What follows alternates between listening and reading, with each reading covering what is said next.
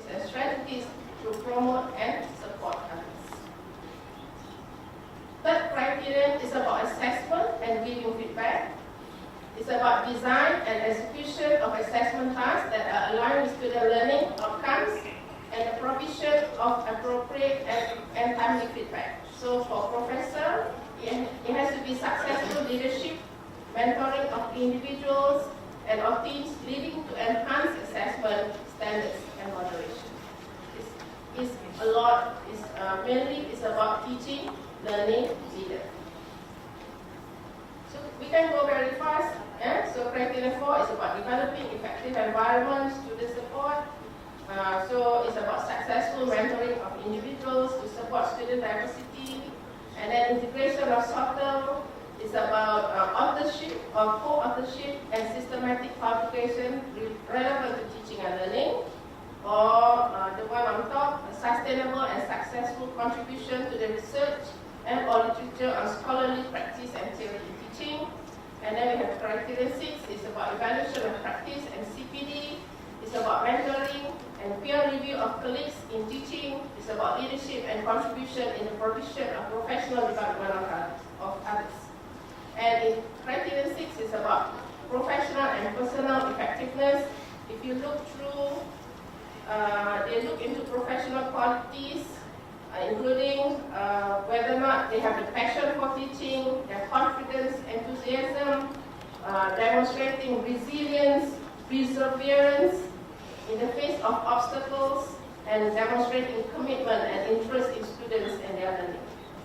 So we have all those, and they have like 76, right? 76 standards. Yeah? 7 criteria and 76 standards.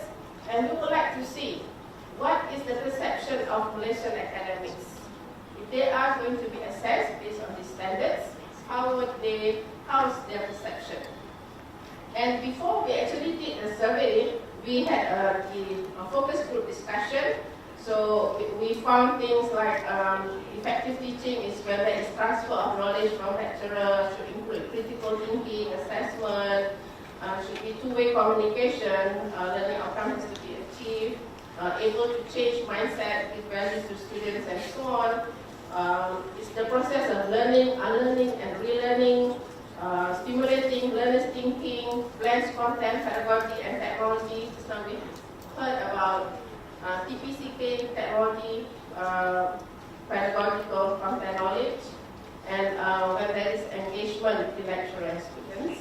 And full attention and concentration during learning lesson, what learners gain and impact to the community when both lecturers and learners have passion and interested to teach and to learn, and so on. So this from the FGD, and from the FGD we came out with the survey, and apart from that, we also captured what other things matters in measuring effective teaching. Things that were raised were things like teaching planning, teaching delivery, interactive teaching technology, learner-oriented teaching as facilitation of learning, student as active learner, varied instructional strategies, and focus on understanding and key concepts. So we look into, we try to map the standards identified through FGD according to the AUCTS criteria, and we find that the standards relate to criteria 5 and 6, integration of SOTL, classroom research and professional teaching, and support of learning and evaluation of practice, and CPD were never mentioned. We had quite a few series of FGD. So the FGD, there was some Deputy Vice Chancellor of Academics, heads of the teaching learning centers, some deans. So these are the informants for our FGD, but nothing was raised on SOTL, on classroom research, on CPD and so on. So the main focus was what happens in the classroom without much consideration on how one prepares themselves to be a better teacher. It's just like what is happening in the classroom. Learning outcomes is achieved, students are actively participating, so something that they can actually observe during the class conduct. And also not in their consideration is on being a leader. Yeah? So we have seen from the Australian framework, it's all about leadership in teaching and learning, but that was not raised at all by any of our informants during the activity sessions. So we came up with the survey. So the respondents, academic with different academic ranks, and based on the 7 criteria, 76 standards, and we send it out to 8 selected universities, to RU, to CU, to focus use, and to technical use. And number of respondents, we get, I'm not sure, I think I made it so big, you cannot see the value in terms of the number, yeah? But we have quite a fair distribution, yeah, among the 4 levels, ranks, the 4 different academic ranks, professor, associate professor, senior lecturers, and also lecturers. So if we compare between university for yearly assessment, I don't think this would make much sense to you. The figure is quite small and you cannot really see the differences very much. So in terms of the questionnaire was like we actually looked through the items, the standards, yeah, of the AUCTS, and we went through. We sent to some expert groups because there are some of their standards that is not related to the Malaysian context. Yeah. Okay. I thought that is my pen, but I think I have a few more minutes. Okay. So. It's not related to the Malaysian context, so either we modify the standards or we took it out. Yeah? So that was what we did. So for each of the standards, we asked them to determine whether or not it's being assessed for their yearly assessment in their institution, whether or not it's assessed in their promotion process, and whether they think it's important for it to be assessed. So those are the 3 things that we asked based on every single item. So for this one, let's say the standards, yeah, these are the high over mean for yearly assessment. This is what the universities are saying about what is actually being used to measure their teaching for yearly assessment. Yeah? And we look through the 4 different universities. So I can actually run through because we will have a conclusion of all this. So we have one. These are the one with high overall mean for based on universities for yearly assessment, and then we have one for promotion. So what do they think is being used to measure their teaching competence for promotion? And we actually differentiate this between the 4 universities. And also we did this for teaching effectiveness. Teaching effectiveness is more of what do they think is important, yeah, to measure teaching effectiveness. So this is also done by the 4 universities. And we came out also to, in terms of their, whether or not it's being assessed for yearly assessment according to the different academic ranks. So we would like to see what the professor is saying, what is important for promotion to professor, associate professor, and so on. And also for promotion, this now was for yearly assessment, and the next one, whether or not they think is important, yeah, as a criteria to be used in assessing promotion. So our overall findings, we find that there are 6 criteria here. Yeah, so this is the legend actually. The C1 to C7 is the standard that you have seen just now.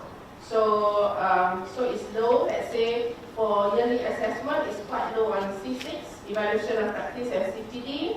And if you look at promotion, it's low for C3 and C4, which is assessment and giving feedback and developing effective environment.